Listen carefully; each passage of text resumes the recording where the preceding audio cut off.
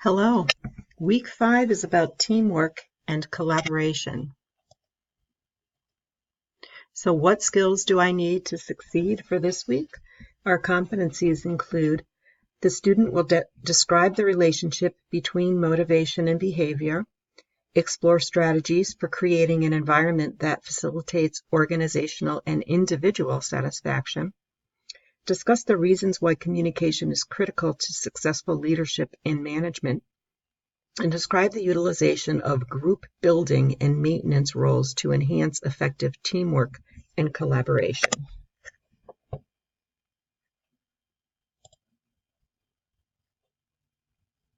So here is our group, and our independent study asks us to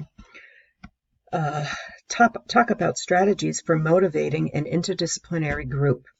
Healthcare delivery involves different people from various disciplines to work together for positive patient outcomes. We've got physicians, therapists, social workers, nurses, unit secretaries, patient observers, PCTs, radiology techs. Discuss strategies for motivating this interdisciplinary group that will enhance positive behaviors, effective communication, and teamwork. Explain the relationship between individual and group motivation and behavior.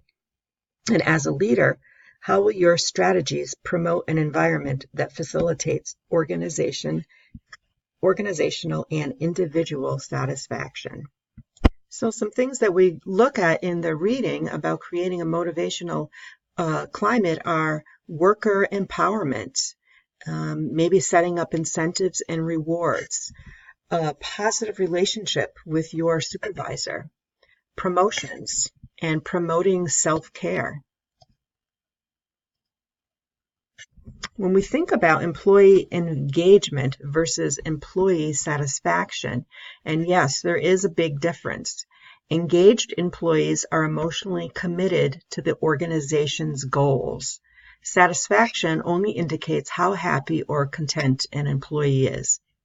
And motivation involves the action people take to satisfy unmet needs, remembering that we can have intrinsic and extrinsic motivations. Be sure to take a look at the motivational theories that are in the textbooks. Look at Maslow, self-actualization, Skinner, Herzberg, Vroom, McClellan, Gellerman, and McGregor. We're going to take a look at effective teamwork and collaboration and group processes when we look at our assignment for this week, which is the case study. So we have group communication, group processes, and group dynamics, which includes each person's task role, group building and maintenance roles, and individual roles of group members. So when we think about organizational, interpersonal, and group communications, we think about, that how communication begins the moment that two or more people become aware of each other's presence. Either they communicate or they don't. But then other variables can affect organizational communication. And what are they? And then review communication strategies, channels, modes, and elements.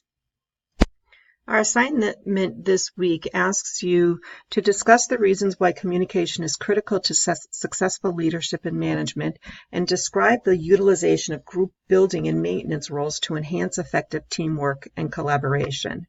So while writing this, we are going to look at the case study in your Marquis and Houston textbook, Chapter 19, Learning Exercise 19.4, and in my 9th edition, it is on page 521. Now, the name of this exercise is Bringing a Group Together. So again, if you have a different edition textbook, it might be on a different page, but the learning exercise that I want you to use is the one called Bringing a Group Together.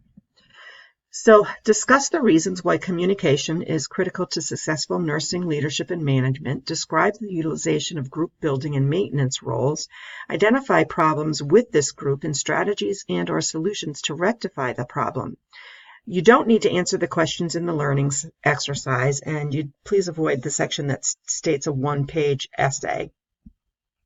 Follow the case guidelines that are right here, and look at your rubric. Some other issues that are in your reading this week are on socializing and educating staff in a learning organization. So ponder a bit. Do you feel that you work in a learning organization? Do you have an organizational development department? Does management work with your education department to ensure adequate resources? Can you get to staff development activities? Have you previously thought of socialization as an important aspect for success? Is evidence-based practice encouraged where you work? And in your experience, how successful are preceptors, role models, and mentors? Another issue that is in our readings is about conflict. The readings talk about how it can be intergroup, intrapersonal, and interpersonal.